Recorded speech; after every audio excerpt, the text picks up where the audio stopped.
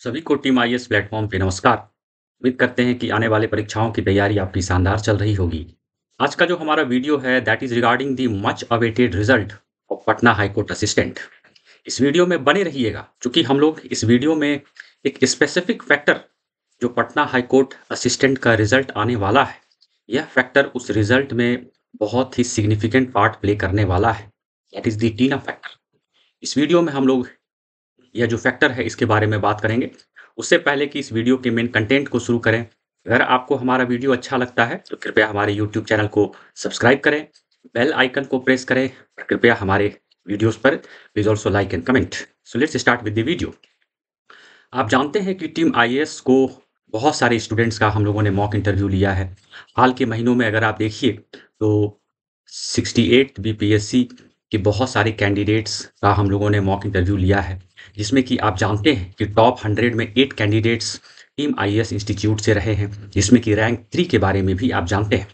उसके अलावा double AO का भी बहुत सारे कैंडिडेट्स का हम लोगों ने मॉक इंटरव्यू लिया है और डबल एओ के जो सफल कैंडिडेट्स हैं उसमें रैंक 1 एंड 3 वह हमारे इंस्टीट्यूट से रहे हैं।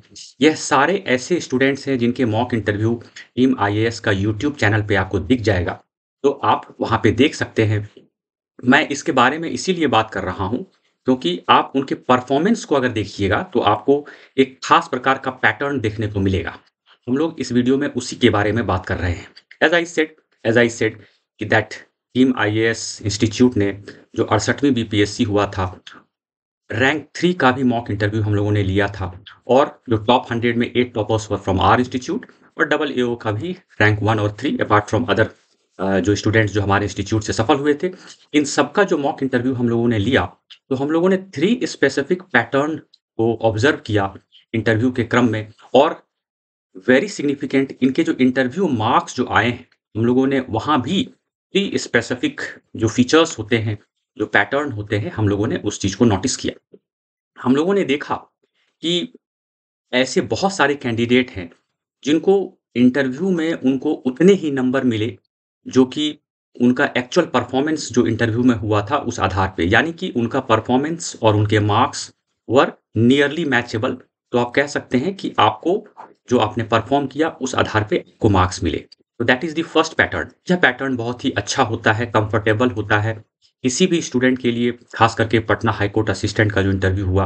अगर आपने अच्छा इंटरव्यू दिया और अगर आपको अच्छे नंबर मिल गए तो that is well and good. यह आपका बहुत ही स्ट्रॉन्ग पॉइंट होगा। सेकंड इज कि आपने अंडर परफॉर्म किया। आपने अंडर परफॉर्म किया, हम लोगों ने इस चीज़ को देखा कि 68वीं बीपीएससी का जो मॉक इंटरव्यू हम लोग ले रहे थे, तो टॉप 200 में बहुत सारे कैंडिडेट्स जो हमारे सफल हुए हैं, इसमें से कुछ ऐसे कैंडिडेट भी थे जो अंडर परफॉर्म कर रहे थे। चूँकि हम लोगों ने उनका 2 या 3 बार मॉक इंटरव्यू लिया, तो हम लोगों ने इस पैटर्न को देखा एंड येट वी फाउंड कि अंडर परफॉर्मेंस के बावजूद उनका एक्चुअल इंटरव्यू में बहुत ही एक्सीलेंट मार्क्स आए हैं। एक चीज़ को कृपया आप लोग ध्यान में रखेंगे कि अगर मॉक इंटरव्यू में 2-3 मॉक इंटरव्यू में लगातार अंडर परफॉर्मेंस हो रहा हो और एक्चुअल इंटरव्यू से 1-2 दिन पहले भी अगर अंडर परफॉर्मेंस हो रहा है, तो एक्चुअल जो इंटरव्यू होता है वहाँ किसी प्रकार का मिरेकल नहीं होता है। Basically you perform on the same level जैसा कि आप मॉक इंटरव्यू में परफॉर्म करते हैं। And yet we were surprised और हमें ये बहुत अच्छा भी लगा कि अंडर परफॉर्मेंस के बावजूद इन सारे कैंडिडेट्स को बहुत ही मार्क्स मिले, जिस कारण से इनका टॉप 200 में इनका सिलेक्शन हुआ। Third type of observation which we have noticed is कि आपने इंटरव्यू में बहुत अच्छा परफॉर्म किया, you performed very well, incredibly well, yet आपके जो मार्क्स हैं those did not reflect the actual performance जो कि आपने इंटरव्यू में दिया। सपोज मान लीजिए आपकी क्षमता बहुत ही शानदार है और जो पटना हाई कोर्ट असिस्टेंट का जो इंटरव्यू हुआ, यहाँ पे से ऑन द स्केल ऑफ 10 आपने जो परफॉर्मेंस दिया वह लगभग 7 से 8 मार्क्स के का जो लेवल था वहाँ था। But it is possible that perhaps you might end up getting 5 to 6 marks, ऐसा पॉसिबल हो सकता है। और यह थर्ड कैटेगरी का जो पैटर्न है, उसमें यह बात आ जाएगी कि आपने जो परफॉर्मेंस किया, बहुत शानदार परफॉर्मेंस आपने दिया, yet there were certain factors जिस कारण से आपके मार्क्स 7 टू 8 ना आकर आप 5 या 6 मार्क्स पे सीमित रह गए। As I said at the opening part of my video कि एक ऐसा फैक्टर होता है, ओवरऑल एग्ज़ाम प्रोसेस में भी होता है, लेकिन जो मेंस का एग्ज़ाम होता है या जो प्रीलिम्स का एग्ज़ाम होता है, वहाँ पे भी यह फैक्टर काम करता है। लेकिन इंटरव्यू का जो स्टेज होता है, वहाँ पर the TINA factor plays a very crucial role. When I say the TINA factor, तो T stands for there, I stands for is, N stands for no and A stands for alternative. So what we I am talking about is the luck factor, जो कि बहुत ही crucial होता है आपके interview stage में। यह ऐसा factor है जो कि अगर आप 100 के स्केल पर, अगर आप यहाँ पर इसको 20 का वेटेज देते हैं, तो शायद यह सही होगा। बहुत सारे ऐसे भी इंटरव्यू होते हैं जहाँ की टीना फैक्टर का वेटेज जो है 20 से बढ़कर हो सकता है 30 या 40% भी हो जाए out of 100। Now if you talk about the luck factor, इसमें बहुत सारी चीज़ें मायने रखती हैं। पहला तो यह होता है कि आपकी तैयारी का लेवल कैसा रहा, खास करके इंटरव्यू के स्टेज में। यह भी ज़रूरी है कि मेंस में आपके मार्क्स कितने हैं, यह बहुत ही क्रूशियल है और यह आपके हाथ में होता है, आपके कंट्रोल में होता है। यहाँ पे बेसिकली आपकी मेहनत होती है। दूसरा जो टीना फैक्टर होता है, जो आपका लक फैक्टर में एक शामिल होता है, कि your mind at the time of interview, यानी कि इंटरव्यू के समय जो स्पेसिफिक माइंड का पैटर्न होता है, क्या आप उस माइंड के पैटर्न को फ़ील कर रहे हैं या नहीं? क्या आप उसको एक्सपीरियंस कर रहे हैं या नहीं? यह भी बहुत क्रूशियल होता है। कई बार यह एस्पिरेंट के कंट्रोल में नहीं होता है। There are several factors behind the same. The third aspect of the luck factor is the environment.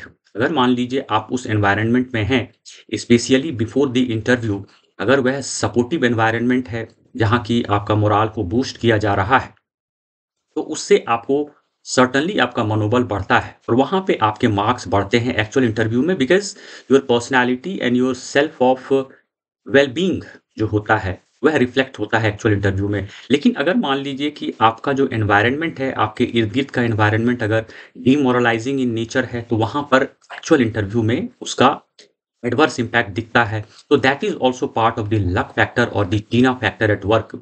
Some of the factors which I might say is not in your control. जो luck factor होता है, जो TINA factor होता है, कई बार आपके control में नहीं होता है। Then the very important aspect is mood of board members. जो बोर्ड मेंबर्स का मूड होता है, वह totally perhaps beyond your control होता है। आप इस फैक्टर को कंट्रोल आप नहीं कर सकते हैं एक्चुअल इंटरव्यू में। को नहीं पता है कि कौन से बोर्ड में आपका इंटरव्यू पड़ा होगा और पटना हाई कोर्ट असिस्टेंट, और आप नहीं जानते हैं कि किस मूड में ऑनरेबल बोर्ड मेंबर्स होंगे। अगर उनका जो मूड है, अगर वह गुड हुआ होगा, that was the luck factor और the TINA factor in your favour, अगर अच्छा मूड होगा। अगर ऑनरेबल बोर्ड मेंबर्स का मूड अच्छा नहीं होगा, देन द लक फैक्टर और the TINA factor would not have worked in your favour perhaps.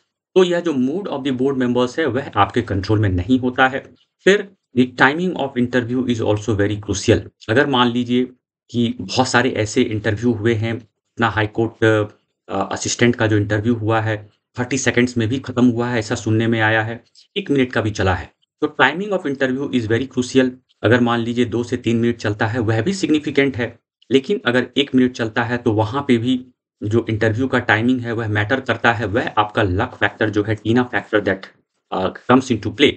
और जो टाइमिंग ऑफ इंटरव्यू में जो क्वेश्चंस का नेचर होता है, वह जो होता है बहुत ही सिग्निफिकेंट होता है। अगर मान लीजिए आपसे 4 या 5 प्रश्न ही पूछे गए, अगर आपने उनका सही तरीके से उत्तर दे दिया, तो well you can say partially that was because you prepared well for the interview and in part also the factor that the TINA factor worked in your favour. कहने का मतलब यह है कि जो नेचर ऑफ क्वेश्चंस होते हैं, कई बार क्या होता है, out of the box questions पूछे जाएँ, जिसके लिए कोई भी कैंडिडेट, आई रिपीट, कोई भी कैंडिडेट उसके लिए तैयार नहीं होता है। अगर हार्डकोर ऐसे फैक्चुअल क्वेश्चंस पूछ दिए जाएँ, तो बहुत बार ऐसा होता है कि अच्छी तैयारी वाले कैंडिडेट भी उसका आंसर उनके पास नहीं होता है। So that you can say is part of your luck, something beyond your control. तो जो टीना फैक्टर है, जो लक फैक्टर में ये सारे जो एस्पेक्ट्स इंक्लूड होते हैं, कई बार यह आपके कंट्रोल में नहीं होता है, लेकिन इंटरव्यू के मार्क्स इससे बहुत हद तक डिसाइडेड होते हैं।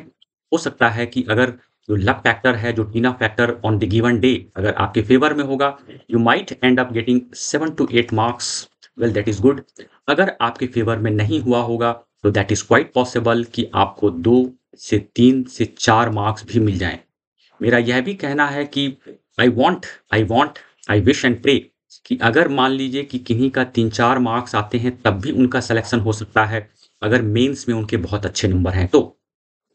So that is it for this video. उम्मीद करते हैं कि आपको यह वीडियो अच्छा लगा होगा। अगर आपको हमारा वीडियो अच्छा लगता है तो कृपया हमारे चैनल को सब्सक्राइब करें, बेल आइकन को प्रेस करें। Please also like and comment. We shall meet shortly. Until then, bye.